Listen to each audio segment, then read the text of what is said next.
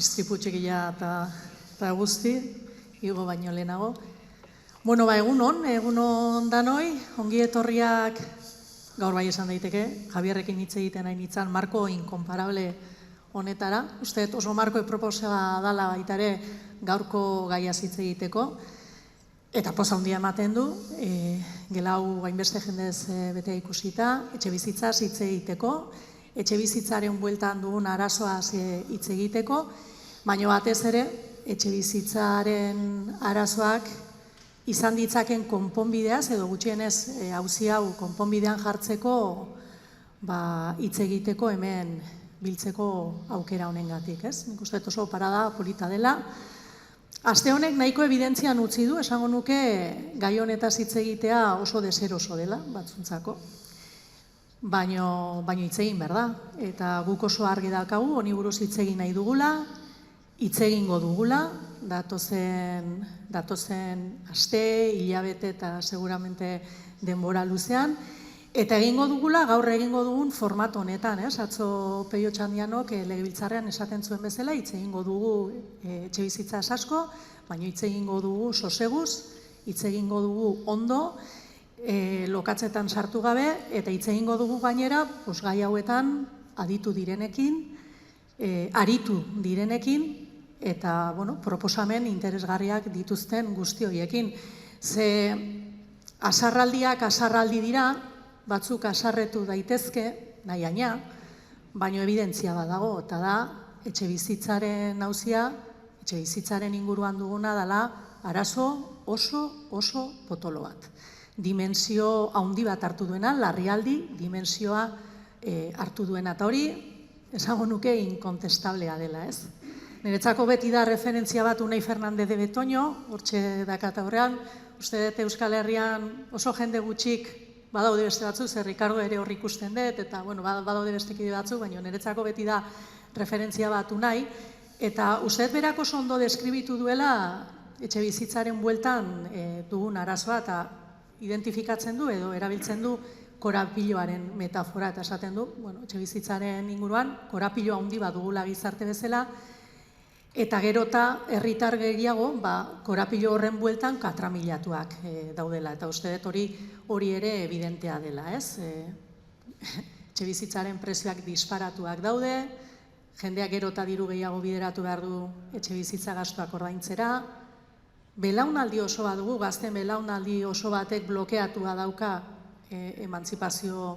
emantzipaziorako gaitasuna, eta herri honetako gazteak dira azkenak Europan emantzipatzen, esango nuke hori dela lehen mailako auzi politiko handi bat.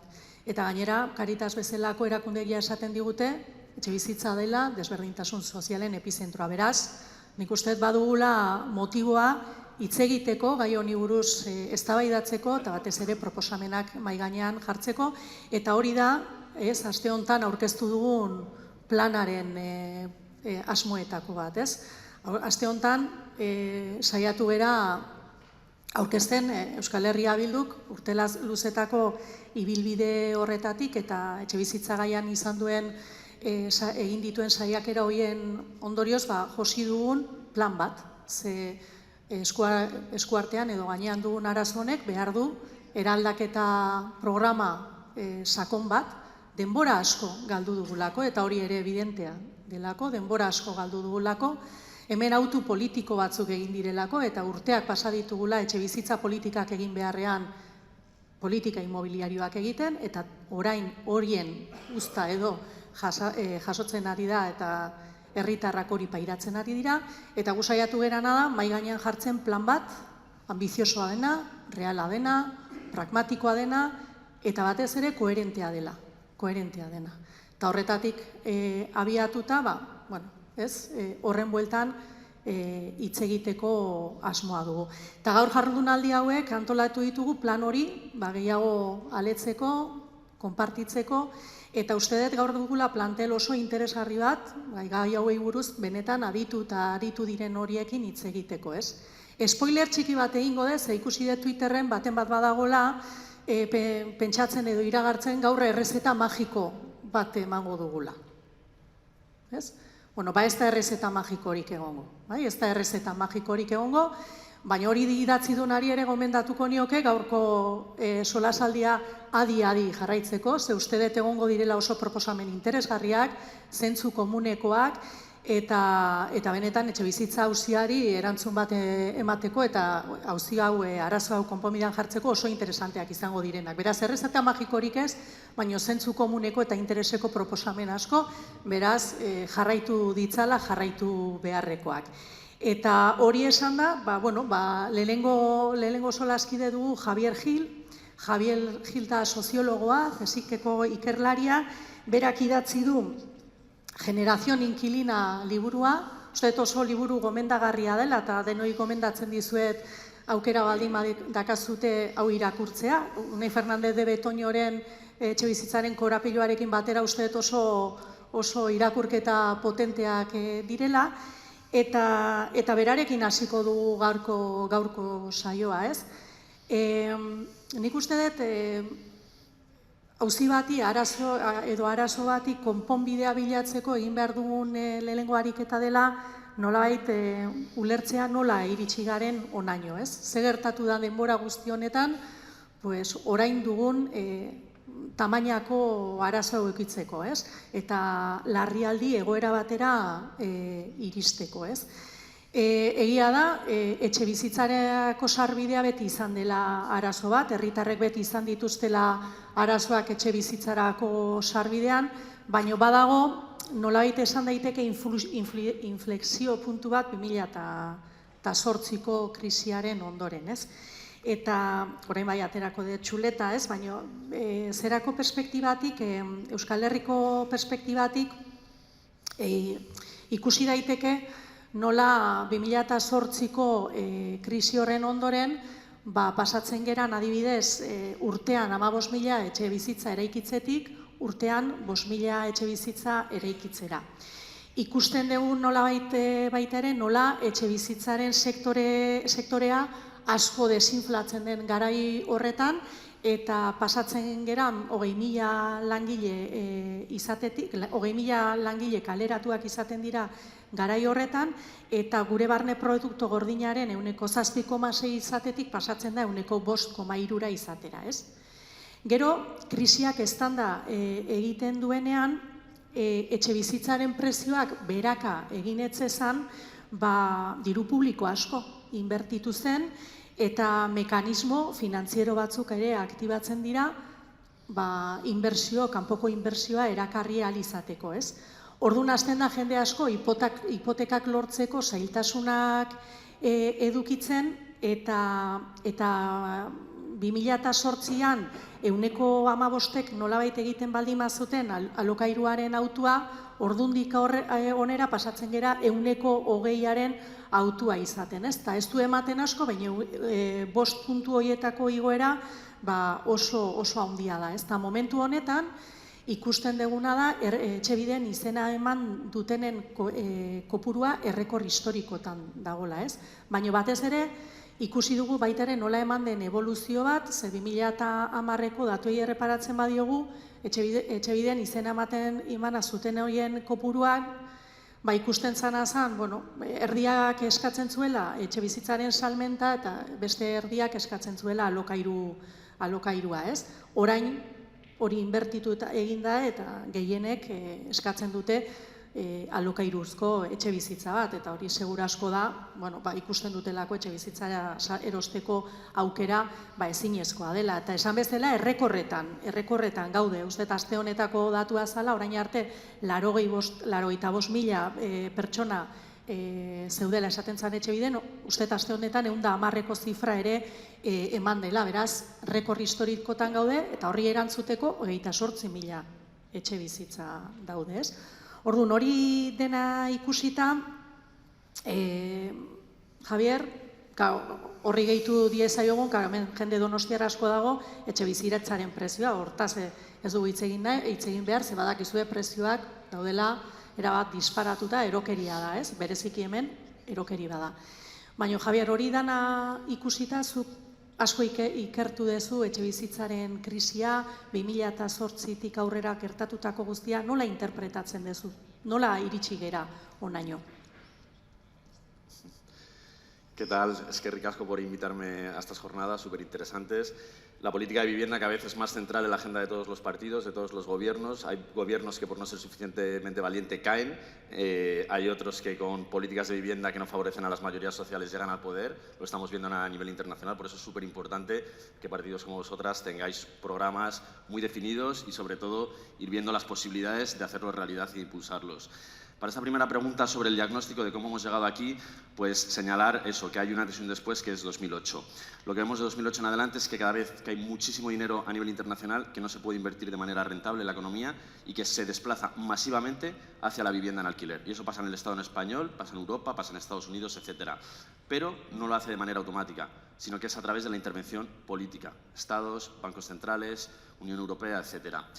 Y eso es importante porque muchas veces nos dicen que no se puede regular el mercado de otra forma, que hay cuestiones técnicas que lo hacen imposible y dices, no, técnicamente es posible. Esto depende de decisiones políticas y este tipo de intervención política está, lo que vemos que para las mayorías, como bien señalabas, es no poder llegar a fin de mes, empobrecimiento, precariedad, eso está generando muchos intereses y muchos beneficios a unas minorías muy concretas. Hace 2 semanas, en Madrid, el fondo Blackstone, el mayor propietario de vivienda del Estado español, vendió las viviendas que compró a Ana Botella. En el 2013 las compró por 68.000 euros, las ha vendido por 300.000, casi por 5. ¿A quiénes os han actualizado el salario en 13 años esa cantidad? ¿No? Ahora multiplica eso por miles de viviendas, ¿vale? El fundador y presidente de Blackstone es el principal donante de la campaña de Donald Trump y uno de sus principales asesores. El dinero con el que Blackstone invierte vivienda aquí en Euskal Herria, en el Estado español, es dinero de los grandes fondos de pensiones internacionales, de las grandes aseguradoras internacionales, de dinero de fondos soberanos y del petróleo y del mundo árabe que se están invirtiendo aquí buscando una rentabilidad que no encuentran en otros mercados. Entonces, esto no es una excepción, esto es un modelo que está generando muchos beneficios y que lo podemos cambiar con otro tipo de política. En el caso español, en concreto, lo que vimos es que después del 2008 básicamente había una gran crisis que iba a arrollar la economía española, pero también el mercado financiero europeo, el euro, y por eso hubo una fuerte intervención política llevada a cabo por el gobierno de Mariano Rajoy, con su mayoría absoluta respaldada por la Comisión Europea y financiada por el Banco Central Europeo. Muy brevemente voy a repasar todas estas políticas que se llevaron a cabo en un año, porque cuando nos dicen, no se puede regular el mercado inmobiliario, lo vas a destrozar, dices, no, el mercado inmobiliario ya está regulado. Y lo que necesitamos es regularlo con la valentía y la fuerza que lo hizo Mariano Rajoy, pero no para favorecer a los fondos de inversión, sino para favorecer a las mayorías sociales. En un solo año, lo que pasó en el Estado español fue rescate de instituciones financieras, creación de la Sareb, el banco malo, financiado por el Banco Central Europeo, dinero que ahora es deuda pública. Reforma de las SOCIMIs, para que un fondo de inversión que invierte en vivienda aquí, en Euskal Herria, pague menos impuestos por comprar, vender o alquilar vivienda de lo que pagaríamos cualquier persona que estamos aquí. Reforma de la Ley de Arrendamientos Urbanos, que es la que nos da derechos a los inquilinos, para quitarnos derechos, para favorecer la entrada de los fondos en territorio español. Aprobar las Golden Visa, que es una política que, aunque haya oligarcas internacionales que nunca han puesto un pie aquí, si invertían más de medio millón de euros, le daban el permiso de residencia. Todo esto ha pasado en menos de un año. En aquel entonces había mucha movilización social. La PA llevó una ILP al Congreso apoyada por 1,5 millones de firmas para decir que cosas como la dación en pago, es decir, que si te desahuciaban no mantuvieras la deuda, y el PP la destrozó y la PA la tuvo que retirar. Todo esto pasó en 10 meses. Inmediatamente después salieron los gobiernos, también con mayoría absoluta de Madrid, del PP, a nivel autonómico y municipal, y vendieron 5.000 viviendas públicas a 2 de los grandes, Blackstone y Goldman Sachs. Entonces, claro, inmediatamente, ¿qué pasó? Que se puso una alfombra roja a los fondos de inversión, que vinieron y colonizaron este mercado inmobiliario. Entonces, ahí está las raíces de lo que vivimos ahora, porque dices, ¿cómo se puede transformar una crisis donde han desahuciado a casi medio millón de personas en 6 años en este nuevo ciclo de especulación? ¿Qué pasa de ahí en adelante? Hasta el 2013 había caído el mercado inmobiliario, las compraventas, el precio de la vivienda, y ahí se reactiva. Pero el mercado inmobiliario se reactiva y hay una diferencia respecto al ciclo anterior, que no es una demanda residencial, no es población trabajadora comprando una vivienda en la que vivir, es una demanda especulativa, son inversores. Y vemos que hasta entonces empieza a crecer la compraventa de viviendas sin hipotecas. ¿Quién podía comprar viviendas sin hipoteca en 2013, 2014, 2015, ¿no? Y eso es fundamental, porque lo que vemos es que de 2008 en adelante nace una generación inquilina, que es que la población que trabaja, que estudia, que se esfuerza, ya no va a poder comprar una vivienda con sus propios medios. Antes dabas unas cifras, si nos centramos en la población más joven, esta generación inquilina que nace en 2008 un 28% de los jóvenes en el Estado español vivían de alquiler. Hoy es un 60%. Pero estos jóvenes, cuando entran en la edad adulta, tampoco pueden escapar de vivir de alquiler. solo quien recibe ayuda familiar. Entonces, claro, esto dispara aún más la desigualdad. Pero la generación inquilina no vive de alquiler porque quiera, sino porque está excluida de la propiedad. Pero no porque no haya casas, sino porque lo que vemos de 2008 a 2024 es que hay una fuerte concentración de las propiedades en pocas manos. Fondos de inversión, inmobiliarias, etcétera, pero también lo que normalmente se llama particulares, ¿no? La población que tiene una vivienda en la que vive, pero invierte en vivienda para poner en alquiler. Y la característica de esta población es que se trata de la población de mayor renta de este país, ¿vale? Si tú a esta población les quitas el ingreso que perciben por el alquiler de estas viviendas, en ciudades como esta, su renta sigue siendo más que el doble que la renta de los inquilinos. ¿Qué quiere decir esto? Que desde 2008 hasta ahora se está partiendo la sociedad de propietarios, que era un modelo sobre el que se sostenía el bienestar de nuestras ciudades. Y esto está disparando la desigualdad. Cada vez más población excluida de la propiedad inmobiliaria y cada vez menos población con una sola vivienda y unas minorías, que son las de mayor renta, que cada vez tienen más viviendas. Y esto no es una crisis de vivienda, es una crisis de desigualdad y de concentración de riqueza. Para dar unos datos, ¿qué ha pasado? Los efectos económicos de este proceso. En 2005, según el Banco de España, la riqueza que controlaba el 1% más rico del Estado español era igual que la que controlaba el 50% más pobre, que millones de personas. Eso ya nos habla de una sociedad muy desigual, ¿no? Desde entonces hasta ahora se ha multiplicado por 3. La crisis de vivienda es una crisis de desigualdad, de concentración de riqueza, como está pasando en otros lugares, como señalan economistas, como el economista francés experto en desigualdad, Thomas Piketty. Y para finalizar esto, ¿cómo interpretamos esto? ¿Cómo podemos salir de esta crisis? Yo creo que todo lo que estamos viendo, hay dos esquemas para enfrentarte a esta crisis y ver qué soluciones podemos dar. Uno, que reconoce que el problema, que parten de la hipótesis que he explicado yo ahora, que es que la crisis de vivienda es una crisis de desigualdad, de concentración de la riqueza. Y por lo tanto, se soluciona redistribuyendo la riqueza, lo que tradicionalmente ha sido un conflicto de clases. Las mayorías sociales se tienen que organizar para forzar a que esta población y estos fondos que cada vez acumulan más riqueza redistribuyan parte de esto. Y así se soluciona la crisis de vivienda. ¿Qué sucede? Que a día de hoy no hay una fuerza social suficiente para impulsar ese proyecto político. Y es lo que tenemos que crear.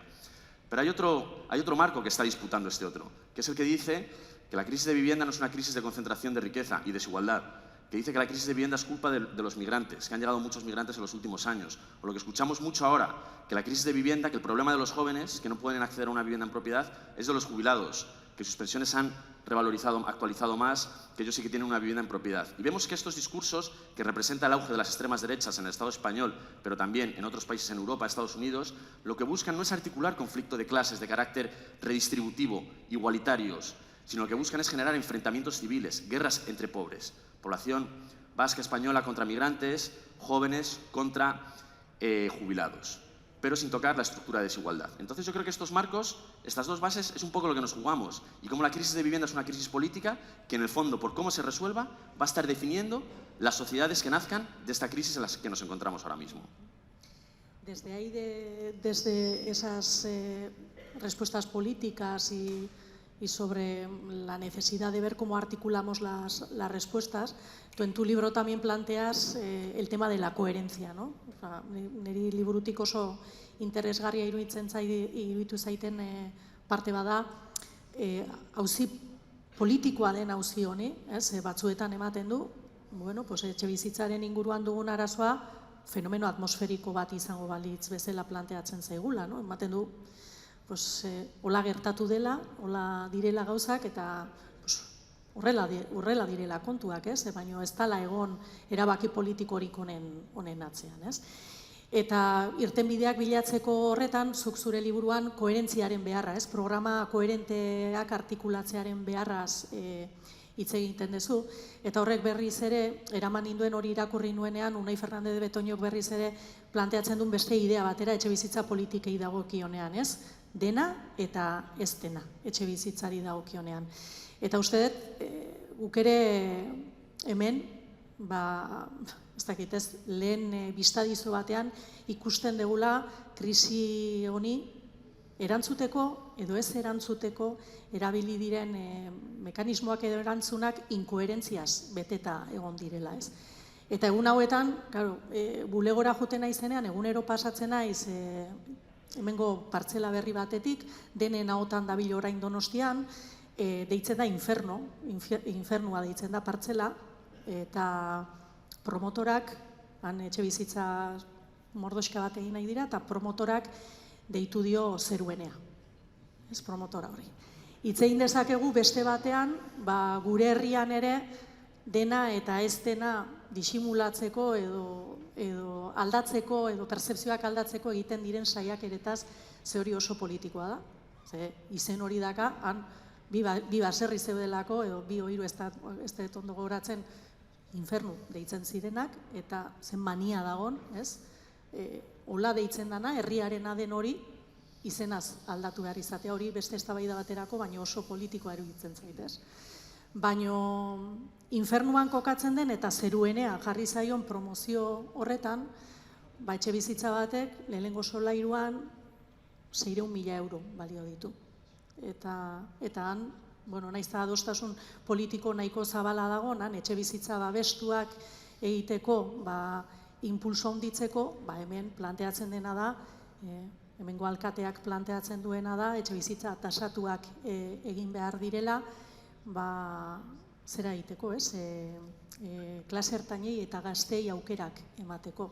Etxe bizitza tasatu batek Donostian balio du 350.000, 400.000 euro inguru. Horrek suposatzen du, 80.000 euroko sarrera bat, ez dakit ze gaztek Donostian hemen badia gazte batzuk, batek igual baldin badak altxadutu dezala besoa, zorionduko dugu, baina ez dakit ze gaztek izan dezake 80.000 euro horlako etxe bizitza batean sartzeko, eta ze gaztek ematen dion gero buelta horlako hipoteka bati, ez? Horrek eramaten zaitu pentsatzera Zeruenea promotorentzako izango dela eta infernua beti izango dela infernu herritarrentzako, ez? Baina dena eta ez denaren metafora bilakatu dela iruditzen zait promozio hori, eta gainera etxe bizitza politiketan egiten ez diren eta egiten ez diren horien inkoherentziak ere hor agertzen direla, ez? Hemen bi bazkide izan du dira urtetan eskala desberdinetako gobernuetan, Eusko Alderdi Jeltzalea eta Alderdi Sozialista, eta horre egin beharreko apustuaren inguruan ere sistamiskan ikusi ditugu, baina inkoherentzia horiek ikusten ditugu luzetik, ez? Hemen aprobatu zen 2015ean etxe bizitza lege bat, oso interesantea zena, oso potentea eta gainera etxe bizitza eskubide subjektibo bezala planteatzen duena, EAJaren kontrako bozkakin, Alderdi Sozialistaren aldeko bozkakin, eta gure aldeko bozkarekin, baina gero, inkoherentzia horretan, egon da etxe bizitza lege hori ez aplikatzeko autu politiko bat, eta horren luzapen deliberatu bat, ez? 2023an ere aprobatu zen estatuan beste etxe bizitza lege interesante bat, hori ere aprobatzen du Alderdi Sozialistak, Euskal Herria Bilduk ere bai, EAJ kontra, eta hemen izan dugu eta daukagu sailburu bat etxe bizitza lege hori aplikatzeko reibindikazio egiten, eta horrek eskaintzen dituen mekanismoak nolabait goraipatzen, eta era berean Jaurlaritzak, EAJko aldeak rekurritua daka lege hori, ez?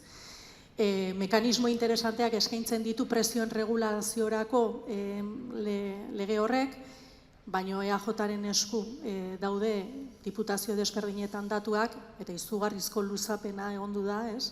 Asko tardatu dute indizen referentzia esartzeko, hain ezinbestekoak diren datu horiek ematen. Edo bagenun, adibidez, guk bagenun lurzoruaren erreserba, etxe bizitza babestuak egiteko, ez? Tasa hori oso altua genuen ezarria, eta etxe bizitza babestu gehien behar ditugunean, hori murriztu egiten da azkeneko etxe bizitzari larrialdiari erantzun emateko urgentea den lege batekin, da pentsa ze urgentea zen, urtebete tardatu zutela iragarri zenetik aprobatu zen arte, ez? Etxe babestu gehien behar ditugunean, hoien kopurua murriztu egiten da, zergatik eta promotorek ez omen dutelako nahikoa irabazten, nahiz eta ez dakigun zenbat irabazten dugun, baina susmoa hartzen diogun, ez? Orduan, etengabean gaude kontraesan konstante horretan, ez? Nahiz eta etxe bizitza legeak planteatzen duen, ez? Diru publikoak ez duela jabetzara joan behar, hemen badugu, babestu egiten dira edo eman egiten dira abalak etxe bizitza erosteko, ojo, hau niri dato oso potente iruditzen zait, 40 urte arteko gazteei. Eta igual hemen baten bat ilusionatu egiten da, 40 urtekin gazte izatearen idea horrekin, baina niretzako bada, nolabait evidentzia bat, 40 urtera arte luzatu behar baldin bada gaztaroa, hori politika publikoen porrotaren oso adierazle argia dela, ez? Beraz, bagaude, olako kontraesan konstantean, begiratzen diogun lekutik begiratuta, ez? Eta uste hori interesantea dela, Javier, nondik heldu behar diogu etxe bizitzaren auzi honi irtenbide horiek edo auzia era koherente batean, era zentzuzko batean, arrazoizko batean bideratu ahal izateko.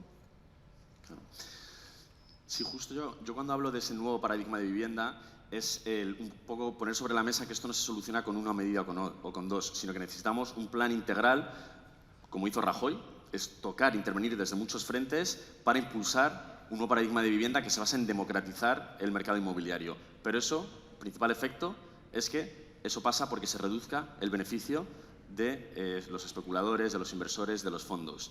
Por eso lo primero que vemos, y que lo habéis sufrido estas semanas cuando habéis lanzado este programa, esta última semana, o los municipios, me contabais ahora, donde se han declarado mercados tensionados, ¿no?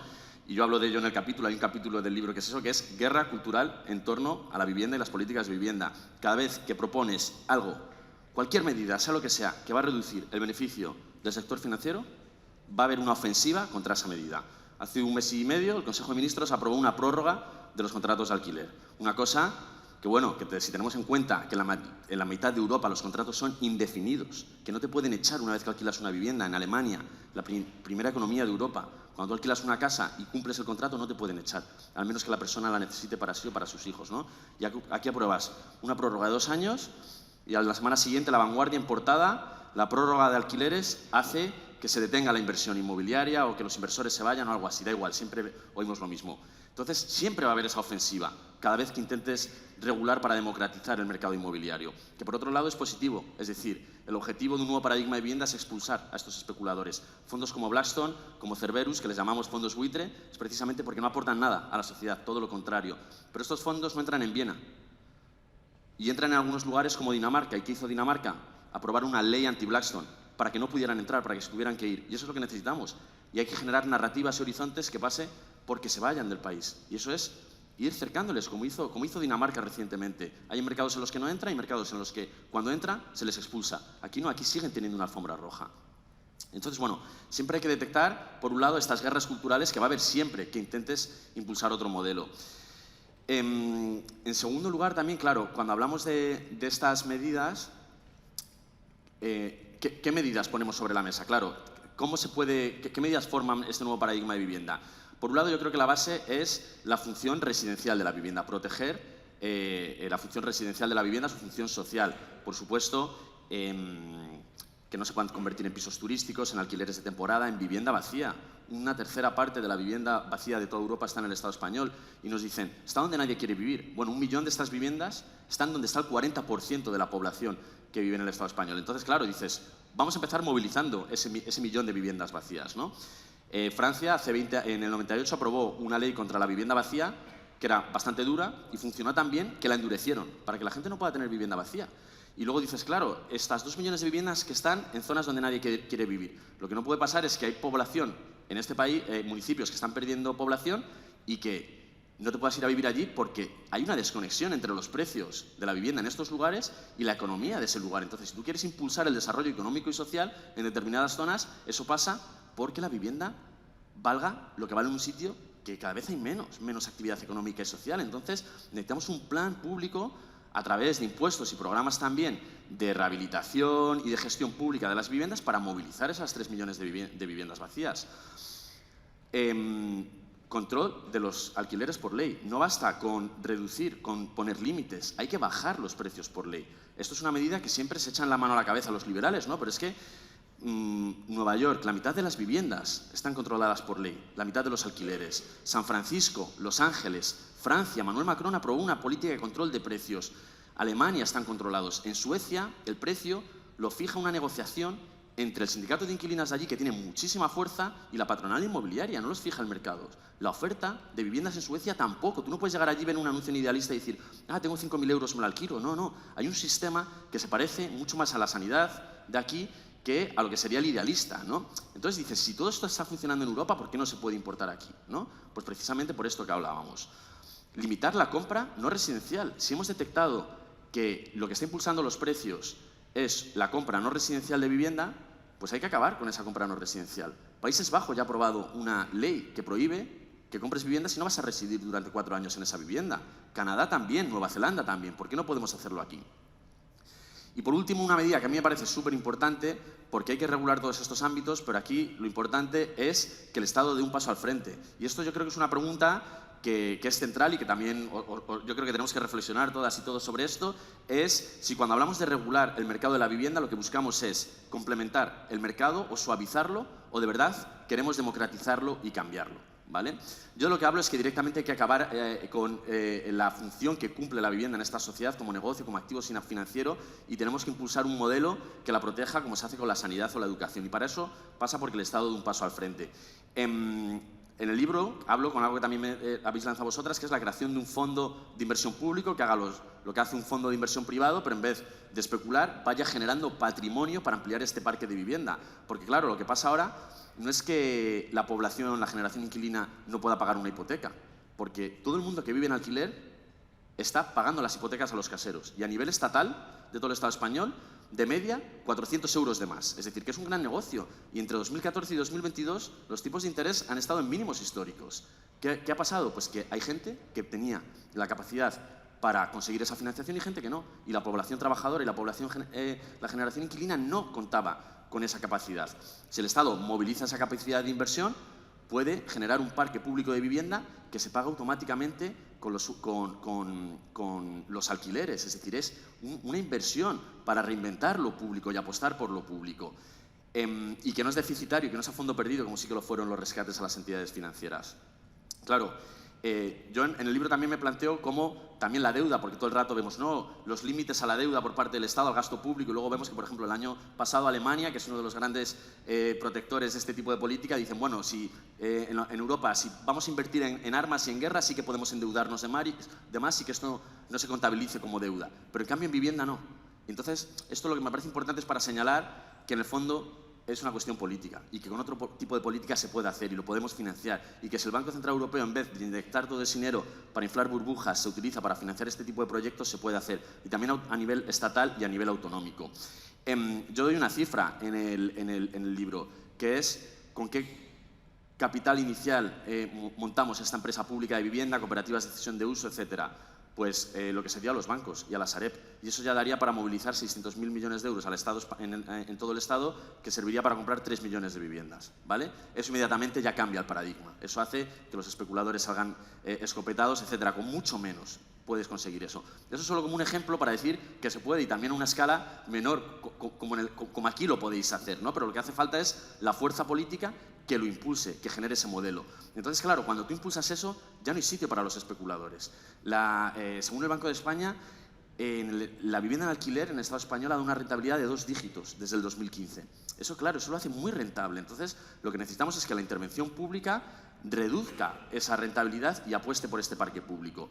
Y así, además, también como generas una nueva conciencia sobre lo público y sobre las sociedades en las que vivimos, porque esta generación inquilina solo va a poder escapar del alquiler vía la propiedad o vía lo público. Y si tú impulsas una cooperativa de estas características, una empresa pública de estas características, la población va a querer vivir en esas viviendas, pagando un 15, un 20% de su sueldo, sabiendo que tiene un alquiler indefinido, etcétera. Y eso ya hace que la experiencia vivida de esta población diga, no, yo es que quiero defender lo público, porque es lo que nos genera mejores condiciones de vida. Y quiero defender a los partidos, a los gobiernos que defienden estos modelos. Y claro, la vivienda en propiedad aquí no es solo una vivienda, es también, pues por ejemplo, si necesitas cuidados cuando te jubilas, cuando eres mayor, la vendes para pagar eso. Entonces, si vives en vivienda pública, ya no vas a tener esa herramienta. Entonces, eso también te hace que tengas que impulsar otros modelos de cuidado, de reproducción, de apostar por lo público, es decir, que lo público comunitario vuelva a ser central. Y esto es lo que nos jugamos. ¿Quién va a sostener nuestras vidas? una economía cada vez más sostenida por fondos de inversión que cada vez entran en más ámbitos de la existencia humana, de la reproducción social, o apostar por una reinvención del Estado a través de lo público comunitario que lo que busque es intervenir en estos todos ámbitos para mejorar la vida de las mayorías sociales. Y yo creo que eso es un poco también lo que nos disputamos con estos programas de vivienda. Por eso, aquí la pregunta es, ¿queremos quitar espacio a los fondos de inversión o suavizar? Queremos, digamos, que el Estado vuelva a tener una presencia y que sea, digamos, esta intervención en el ámbito de la vivienda la base para reconstituir estos mecanismos de protección comunitaria, social y económica que durante los últimos 50 años los hemos perdido, porque vemos que cada vez más los fondos de inversión entran a controlar recursos y activos que hace 50 años eran del Estado, que se han privatizado y que cada vez los controlan menos sociedades, menos instituciones. Entonces, por eso siempre plantear la crisis de vivienda como una crisis central en el bienestar de las mayorías, que la salida, cómo se resuelva esta crisis, en el fondo lo que está señalando también va a ser el rumbo de hacia dónde vamos como sociedad. Egia da, planteatzen duzun hori eta borroka kulturalaren idea horretatik tiratuta, konpartitu dugu segura asko aste hauek zuretzako berezi gogorrak izan dira, nire sensazioa da, bazuk esaten zenun bezala, mai gainean proposamenak, zinezko dirudin hori posible irudikatzen duten proposamenak planteatzen direnean, zentzu komunekoak izan daitezken planteamenduak proposatzen direnean, baino batez ere, beti entzuten ditugun mantra horiek pixkat gezurtatzen dituzten proposamenak jartzen direnean, egia da erreakzioa, jasotzen den reakzioa, zuk aste hauetan saretan pairatu behar izan duzu, baina guk ere ikusi dugu aste honetan ere proposamen hau maigaineratu genuen momentutik ze erreakzio sortu dituen eta nola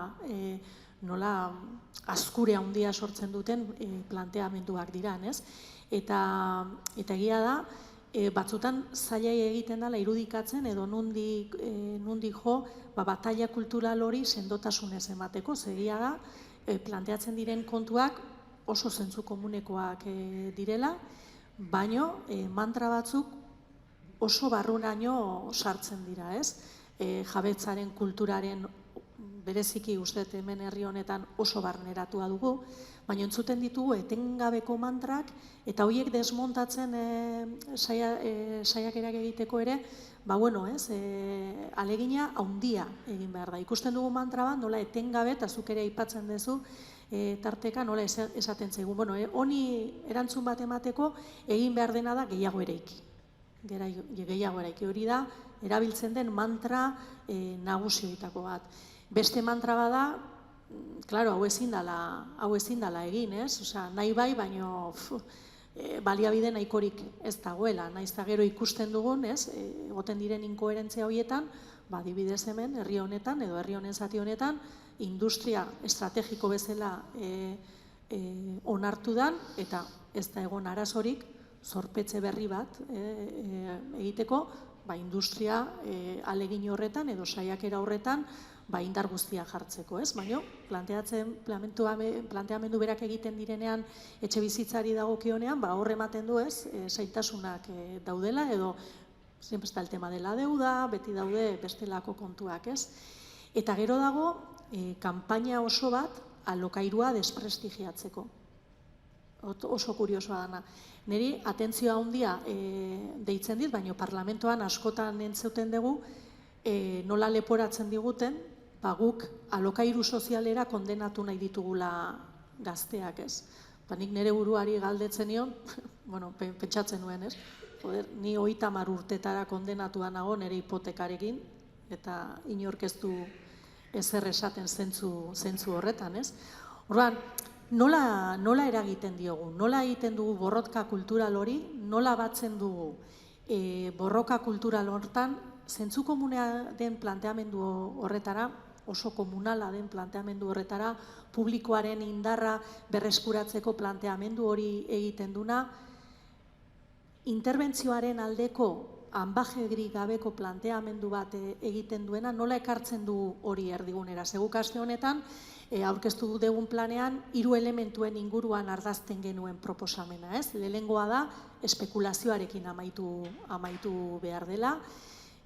Azkenean ikusten dugulako etxe bizitza eskubide bat baino, babesleku finantziero edo espekulatibo bat bilakatu dela askotan, eta horrez, beti dago interbentzioa plateatzen den bakoitzeko, badago erreakzio, ez? Zuek dana intervenitu nahi dezute, naiztazuk esaten zenuen bezala, segurasko nahikoa interbenitua dagoen, eta horregatik gauden bezala, beste norabide batean. Bigarren planteamendua zen, gure proposamenaren bigarren elementu zentrala edo ardazten duena da, etxe bizitzak izan behar duela bizitzeko. Eta etxe bizitzaren erabilera hori izan behar dela, bizitokiarena, eta hori ez, hortara bideratua ez dauden erabilera horiek regulatzeko, mugatzeko eta batzuetan galerazteko mekanismoak behar ditugula. Donostian gaude eta hemen etxe bizitza turistikoen igoera espektakularra izan du, eta horrek eragina izan du herritarrek etxe bizitzarako sarbidean dugun gaitasunean, eta gure gazteak espulsatuak izaten ari dira hiri honetatik, eta kasi gero hiri honen ondoan dauden herri guztietatik. Eta hirugarren planteamendua da, babestua den etxe bizitza baten aldeko sustapen handi bat egitearen behar horren bueltan, ze orain arte egin den ahalegina oso txikia izan du da. Azkeneko urte hauetan, Bisesak 3.000 etxe bizitza eskaz eraiki ditu, 3.000, uste dut balantze oso txikia dela ikusita zein den demanda. Eta galera da hori ez, nola ematen diogu buelta mantra guzti horiei, ematen du mantra horiek, ez dakit hainbeste entzuteagatik diren, jendeak duen desesperazioangatik den, ez dakit zergatik, baina batzutan sortzen dute horrela, badakate permeabilidade bat, ez? Nola egiten dugu borroka kultural hori? Nola zegakotatik heltzen diogu eskuartean dugun auzu horri, eta nola kokatzen dugu hau erdigunean, eta egiten dugu, zentzu komunaren eje hori, benetan etxe bizitzaren auzia konponbidean jarri dezaketen eje horietara ekartzeko. Es una pregunta difícil, ¿no? Pero de eso se trata un poco, ¿no? Claro, aquí, por ejemplo, cuando diseñamos estos programas, por un lado, diseñar la parte integral, que una política o dos no lo van a resolver por sí solas. Y eso es importante, porque cuando una política pública, y sobre todo en este ámbito, se te queda a medias, lo que hace es que a largo plazo genere los efectos contrarios, ¿no? Porque si simplemente suaviza un problema, pero no acaba con ese problema, pues corre el riesgo de que la gente diga, bueno, esto no ha funcionado, voy a pasarme a otro lado. Y esto está pasando con, pues, por ejemplo, con Cataluña en los últimos años han sido muy innovadores en política de vivienda, pero claro, vemos que aunque detengan los precios y bajen un poco en algunas zonas, no soluciona el problema. Entonces hay que ser más ambicioso. Y esto lo vemos también, pues, lo que pasa con muchos jóvenes, su experiencia percibida en el día a día. Dicen, hay un gobierno a nivel estatal de izquierdas que dice que es un problema, el problema de la vivienda, que lo va a solucionar, y su experiencia vivida es que 3 de cada 4 jóvenes en el Estado español con trabajo no se pueden emancipar de su casa, y la tasa de emancipación cae año tras año, está en un 15%, que cada vez los alquileres están más difíciles, que el esfuerzo cada vez es más difícil. Pues esta población, lo que acaba diciendo, esta gente que en principio quiere democratizar esto, quiere dar soluciones, quiere acabar con la especulación, y veo que cada día está peor, dice, tengo que probar otras recetas. Y por eso yo lo identifico todo el rato, la crisis de vivienda, en relación al auge de las extremas derechas. Dice, si esto no me sirve, pues igual sí que son culpa de los jubilados o de los migrantes. Entonces, por eso hay que tener programas y hay que defenderlos con la firmeza que lo hizo Rajoy cuando intervino el mercado. Luego, al hablar de lo que comentabas, dices, no, es que quieren que los jóvenes en Euskal Herria vivan en vivienda en alquileres sociales. Hay que generar horizontes sobre el bienestar. Nuevos horizontes, porque la sociedad de propietarios como la conocimos no se va a repetir. Se intentó expandir al máximo y eso generó una gran burbuja en España, Irlanda, Estados Unidos, y arrasó nuestras sociedades y puso en desequilibrio a la economía mundial. No se va a poder repetir, y eso es lo que ya está apostando la extrema derecha. Carlos Queiroz de Vox, la solución es bajar los impuestos a la primera vivienda. ¿Para qué? Para que la población de mayor renta pueda escapar de la generación inquilina, pero no lo va a solucionar. Entonces, desde posturas que defienden salidas igualitarias, democráticas y justas, tenemos que generar esos horizontes, esos horizontes integrales, ¿no? Y un elemento central pasa precisamente por criticar esto de lo que os acusan, es que la vivienda pública no sea solo para población vulnerable o población empobrecida. Yo estudié en una universidad pública en Madrid y estoy orgulloso. Y a mí, si me pasa algo mañana cuando vuelva a Madrid, a mí me van a atender en un hospital público. Yo quiero poder vivir en una vivienda pública, donde tenga un contrato indefinido, donde dedique un 20, un 25% de mi salario al pago de esa vivienda, donde no tenga miedo de si me va a echar mi casero o no cada 5 años y me voy a tener que mudar y voy a tener que cambiar a mi hija de colegio, etcétera, etcétera. Entonces hay que generar esos imaginarios, porque luego la gente cuando los vive, cuando tú consigues impulsar esos programas públicos de vivienda, luego la gente los va a defender. Tú vas a Suecia, en Suecia, por ejemplo, allí cuando alguien firma un contrato de alquiler, lo primero que hace es afiliarse al sindicato de inquilinos, porque sabe que entonces es intocable, porque esa experiencia la viven, ¿no? Y los jóvenes viven en vivienda pública, y si alguien quiere privatizar, bueno, el gobierno de Suecia cayó, porque quisieron liberalizar los precios de las nuevas viviendas, y cayó el gobierno. Porque hay sociedades donde lo tienen muy claro, donde tienen, digamos, esos parques públicos, esas políticas de vivienda para las mayorías sociales. Cuando hablamos de construir, sucede lo mismo. Claro, dicen, esto lo va a bajar el precio construyendo vivienda nueva. Y tú ves que la vivienda nueva vale 600.000 euros. ¿Pero cómo eso va a costar? El otro día, mirando datos para un debate que tenía en Madrid, dije, vale, el barrio más pobre de Madrid, el distrito más pobre, Villaverde, una habitación, 400.000 euros. 2 habitaciones, 430.000 euros. 3 habitaciones, 450.000 euros. ¿Esta es la vivienda que va a bajar el precio de la vivienda? Obviamente no. Porque si tú quieres aquí, hay un solar y tú tienes una cooperativa en cesión de uso o un sector, una asociación con lucro limitado, ¿no? Porque, bueno, puede ser desde lo público, o lo público puede impulsar que surjan este tipo de sectores, que no tiene que ser toda una gran empresa pública. Tienes que generar regulaciones que facilite que surjan cooperativas de vivienda en cesión de uso, asociaciones con lucro limitado, como existen. No hay que inventarse nada, esto existe en Viena, en Alemania, en Suecia, etc.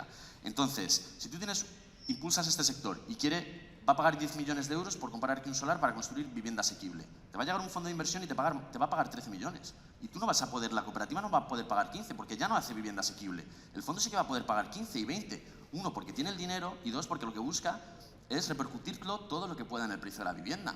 Entonces, claro, cuando hablamos de construir, no vale con construir. Si construye el mercado, si construyen los especuladores, el precio de la vivienda no va a bajar, va a seguir siendo un gran negocio. Entonces, por eso es muy importante esa intervención del Estado para impulsar estos programas de construcción pública y de vivienda para las mayorías, no solo para la población más empobrecida. Y una vez más, creo que aquí la clave es qué se busca cuando me dices, ¿cómo podemos hacer para que estos programas funcionen, para dar la batalla cultural, para que la gente lo entienda, los defienda? Que por otro lado, algo que yo dedico mucho tiempo a analizar en mi libro, a través de experiencias concretas y luego analizando muchas encuestas, es que el sentido común está cambiando. Que antes era un sentido común propietario, que en el Estado español la idea de ser clase media y de prosperidad era comprarte una casa que se va a pagar sola porque va a subir y acceder a una segunda hipoteca para la segunda casa en la playa, en el pueblo, etc. Y este modelo se está rompiendo y vemos que en las encuestas la gente dice, basta ya. Yo no quiero que me sigas diciendo que mi casa va a costar 300 o 400.000 euros. ¿Qué más me da si tengo a mi hija y a mi hijo que no puede emanciparse? O a mi sobrino o a mi nieto, o lo veo, ¿no? Porque cuando en las encuestas se ve que la población detecta que el principal problema es el de la vivienda, eso te está diciendo que gente que no tiene problemas de vivienda, porque la tienen pagada, te están diciendo que es el primer problema. Y eso es súper potente en términos de cambio social, porque gente que no tiene problemas materiales no está buscando su beneficio individual, sino está diciendo, basta ya, hay que acabar con esto que están sufriendo esta generación inquilina y que cada vez es peor. Entonces, eso, digamos, que de alguna manera agrieta un poco los sistemas ideológicos de esta sociedad de propietarios, ¿no? Y de la economía. Entonces, claro, hay posibilidades para impulsar esos cambios. Entonces, cuando impulsamos estos programas de vivienda integrales, como el que lanzáis ahora, como el nuevo paradigma de vivienda, etcétera, aquí yo creo que la clave es eso, es ese carácter de decir, no es simplemente parchar esto, no es simplemente reducir los efectos negativos, queremos cambiar el modelo. Queremos cambiar el modelo para hacerlo más justo, más igualitario y más democrático. Hay que democratizar el sistema inmobiliario. Y yo creo que esa tiene que ser la clave a la hora de impulsar estos programas de vivienda. Y se habla mucho siempre también del ejemplo de Viena, ¿no? Aquí es uno, yo creo que de los ejemplos que se suelen poner encima de la mesa, pero es verdad que Viena tiene un recorrido larguísimo de casi 100 años, pero el otro día estábamos comentando esta cuestión y veíamos que, bueno, que efectivamente puedes tener una cultura de políticas de vivienda de 100 años, pero que las decisiones que cambiaron realmente las políticas de vivienda o que cambiaron la situación en Viena se tomaron en 15 años. O sea, ez da inbeste urte luzetako kultura bate ondu zen Bienan, beti jartzen da Biena adibide bezala, baina hartutako erabakiak determinanteak izan du ziren erabaki horiek 15 urteko edo 10 urteko epean hartu ziren, ez? Gakoetara ja bukatzen joan behar dugulako, gakoetara joan da identifikatu beharko bagenitu hiru idea, adibidez, zeintzuk izango liratezke, gakoak diren hiru idea horiek etxebizitzaren auziari erantzuteko. Hola, titular moduan nahi badezu, Javier. A modo de titular, es difícil. Pues sí, mirar las que hizo Viena, que es proteger la función social y residencial, ¿vale? Y eso significa reducir los beneficios, etcétera. Y dos, impulsar ese sector de la construcción, y no solo la construcción, también del control de la vivienda, que no esté sujeto a los imperativos del mercado. Es decir, que siempre sea una función social, porque en estos modelos no es solo construir vivienda pública. Cuando decía lo de mandar un mensaje, ¿qué quiero? ¿Democratizarlo o acompañar o simplemente suavizar un mercado dominado por especuladores? Pues no es lo mismo construir vivienda pública que construir vivienda pública e intervenir en operaciones especulativas. El derecho de compra preferente que tiene la administración, por ejemplo, eso es clave. Entonces, todas estas cosas son las que hizo Viena. Entonces, en el fondo es eso, es proteger la función residencial de la vivienda. Y eso significa desplegar muchas políticas para llevarlos a cabo, pero lo que vemos es que se puede hacer y lo que hace falta es voluntad política y una fuerza social que pueda defender ese programa político. Uste bukatu egin behar dugula, ez da? Oso interesgarria izan du da, eskerrik asko Javier zure interbentziogatik. Eta zentzu honetan, Javierrek botatako idea horietatik abiatuta, orain Peio Txandionok aurkeztuko digu gure proposamenaren nondik norakoa, idea horrekin, zuk aipatzen zenuen idea horrekin, hau determinazio politikoz eta proposamen konkretuekin konponbidean jarri ahal izateko etxebizitzaren auzia. Eskatuko dizuet momentutxo bat itxoitea, atrila eta jarri behar dira, eta berehala entzungo dugu gure proposamenaren elementu zentrala Peio Txandianoren ahotik. Eskerrik asko, Javier, uste jarraituko dugula.